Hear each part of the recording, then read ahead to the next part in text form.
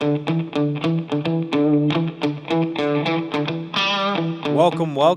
to another edition of the Deployment Dudes, where we are just guys being dudes, talking all things deployment. I am your host, Scott Hutter, joined by esteemed colleague and co-host, Phil Fannon. How we doing, Phil? Excellent.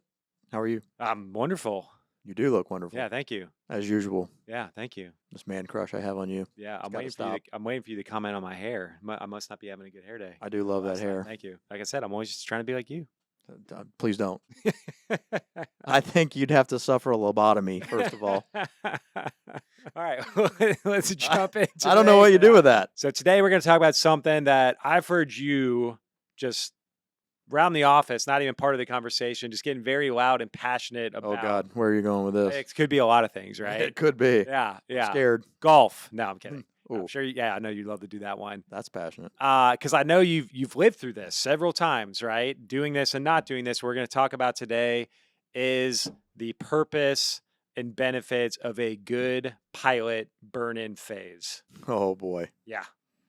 This is going to be colorful. It's got some good stories too, right? Very good I think stories. a good place to start could be on the downfall or risks of not doing one. But let's take a step back. Let's talk about What is a pilot? what is a pilot in the context of field services. You want me to go? Yeah. Oh, okay. Yeah. Fire away. Question is to me. Yeah. A pilot in our world is the opportunity to introduce all parties that are going to be involved in a project of what the scope of work is and flushing out all of the things that you need to know in order to, before you start to hit production, what we call the actual deployment or the project itself, before you get into production, is inviting everybody to be able to know and understand all of the nuances that are going to be present in said project. So why is that important? Yeah. Well, let's start with this because it's a question that I always get asked. What would you consider a good sample size for a pilot? Do you base it off of a percentage of the project, the total project number of sites? Like what would you recommend for size of said pilot? Yeah, I don't know that there's a one-size-fits-all scenario for that question. I think a lot of it just depends. A lot of it is, I think, leveraging experience and gauging that with the project at hand. So, like, for example, your project that you've got going on right now, that's 3,000 locations over the course of 2 years, right? What's a good sample size project of that? What's the project? The project is you're doing a ton of cabling, right? So you're basically doing major surgery in these restaurants. And you've got a blend of corporate stores, you've got a blend of franchisee stores. They're not all exactly cookie cutter. The scope from the time you got engaged in this project in the very beginning to the time that you started actually deploying has evolved and changed. It's going to be a certain number of cables, and then that it increased, and then it decreased, and then it's like, okay, now we're going to layer in these other things to get ready for the new point of sale that's going to be coming in or whatever. So I don't mean to go down that rabbit hole too deep, but my point in it is that it's just I don't believe there's just a good equation or an algorithm that says it should be a percentage of sites. Yeah. In your case, your scenario, 3,000 locations. Well, let me back up. I've got a customer that has 5 different footprints. So, one restaurant, but 5 different layouts. I would at least want to do 5 minimum in that situation, because you want to be able to at least know what each one of those have going on, so you're prepared, right? But in general, the concept behind pilot is that you want to be able, and this is key, and I'm getting on my soapbox now. Yeah, lay it on me. Right? Okay. When I have customers that almost out of the gates demand it's high profile, right? A lot of eyes on this project. Pilot must go flawlessly. I generally will stop and call a timeout and say, you're going about a pilot, in my humble opinion, you're going about a pilot with the wrong context. You don't want flawless in a pilot. Why? Because we know flawless does not exist out there. I try to reverse that conversation and suggest I look at it completely differently. I want a pilot to rear every major thing in its ugly head as often as I possibly can. Because you want to try to eliminate as much of the surprise element that we've talked about in past episodes. That surprise element, you want to unveil those as quickly as you possibly can, right? So treat a pilot for exactly what it's designed to do, is to flush those things out. I want to know that it's possible for the equipment to not be on site. And so if that situation happens, what do you do in that case? I want to know that there aren't conduits running from the back up to the front register to be able to pull new cabling in every situation. If that's the case, we're going to run into that. We're going to need to know what's the backup plan. Yeah. Anything. You want to be flushing problems out as much as you possibly can in a pilot phase so that you are prepared with as much and you're armed with as much information, good information, and a game plan around when these curveballs get thrown at you so that in production, they're not Yeah. stopping you. So you want it to be ugly, right? And this ties back into your point about how the pilot size is circumstantial, right? Because I'll have a lot of people ask me, well, do you want the really easy ones or do you want the hard ones up front? And I think that answer is you want to blend almost. You want to look at their portfolio of end user locations and say, how many different layouts do you have? How many different markets do you have?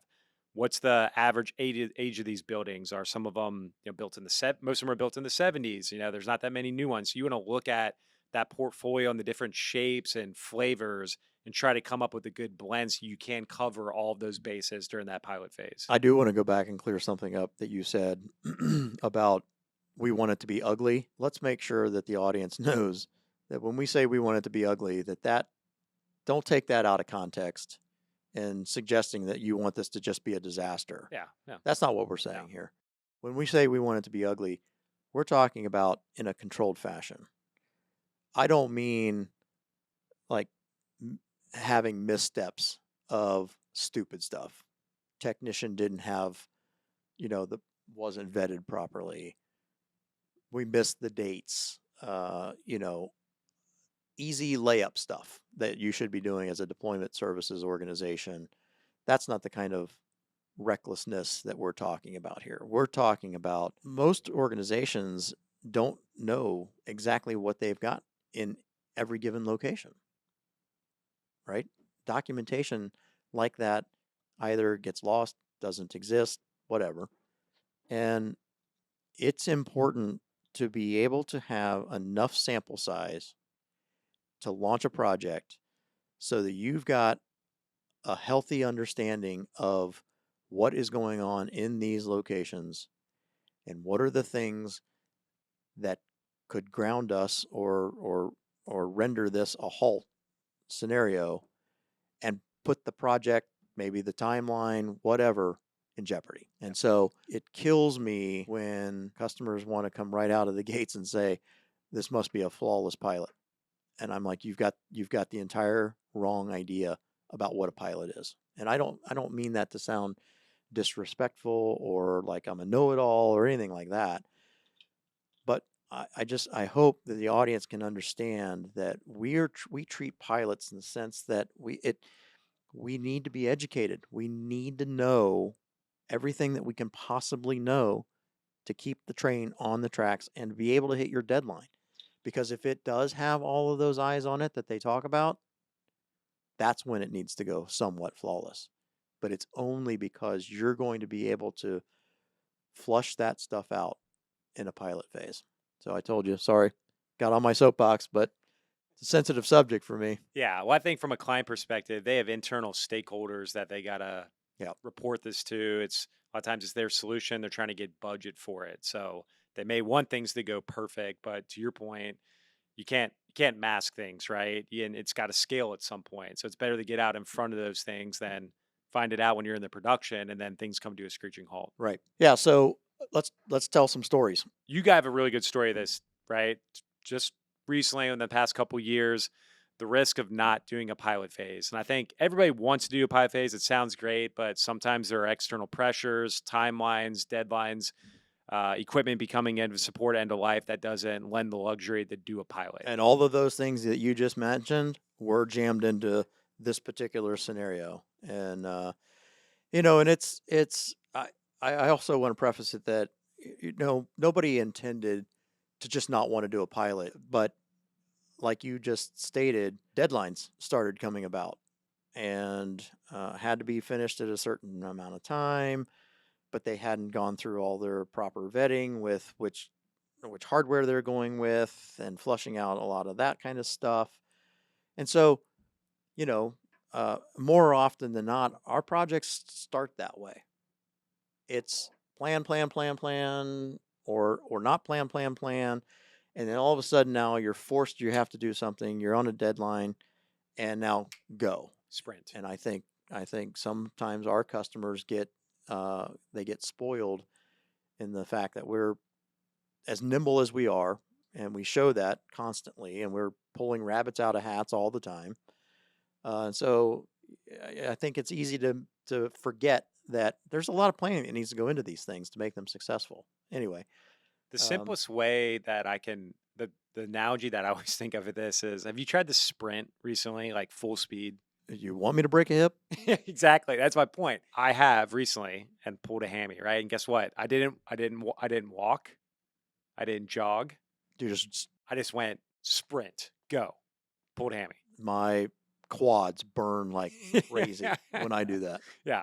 And yes, I have done it. That might be oversimplifying it, but when I hear stories of that, I just think, oh, you're sprinting right out the gate, and there could be consequences to that. Didn't prep, now you got an injury. Yes, yes. Yeah, I like that. Um, so anyway, this scenario was just that. Everybody backed into a deadline, and budget comes into play. End of life stuff comes into play. There's so many different Yeah, scenarios or whatever, and budget, fiscal deadlines. so we actually did do a pilot, but it's back to that question you said. What's a healthy or what's the right amount of pilot that you should be doing?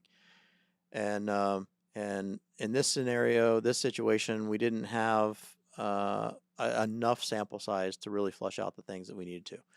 And so really all that does is it puts you now into a situation where you're in production, you're doing a lot of sites, you're having to ramp up, right?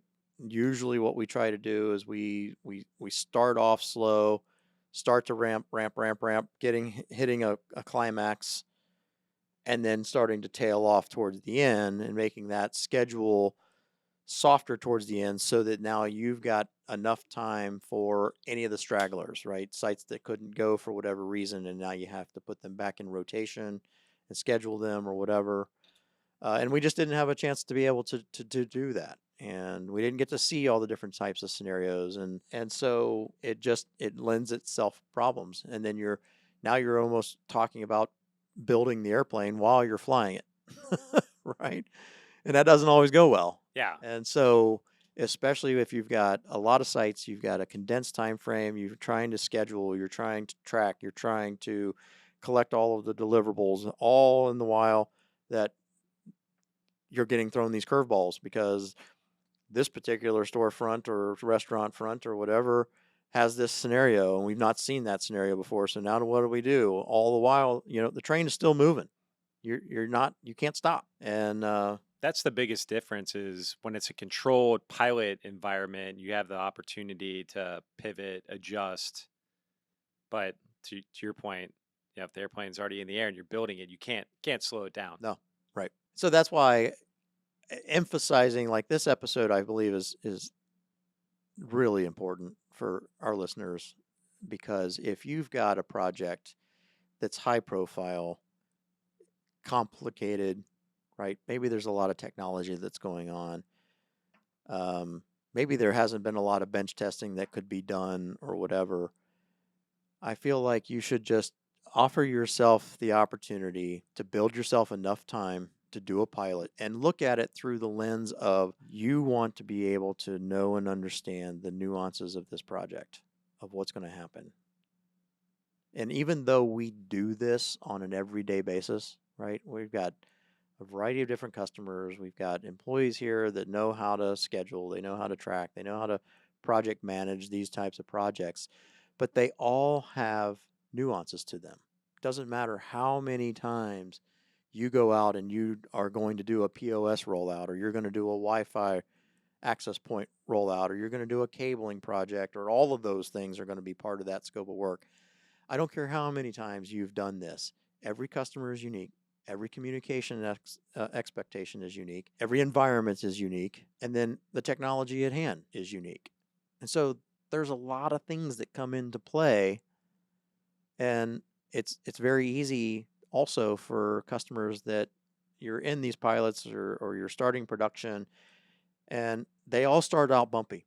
I just almost, I don't even know that I can count on one finger how many times you launch a project, pilot or no pilot, that it starts off bumpy. Why?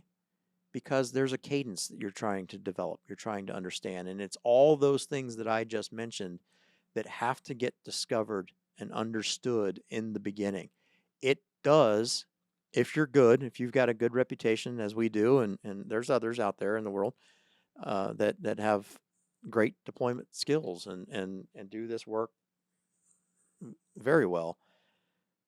But it doesn't matter how many of these situations and projects that you've done, there's always a learning curve for everybody Yeah. involved. On the flip side of the project that you mentioned, I was just part of one. It's probably almost too long of a pilot phase, but that's because, financial decisions have to be made, RFP process, all that fun stuff. Mm-hmm. But it was 5 months.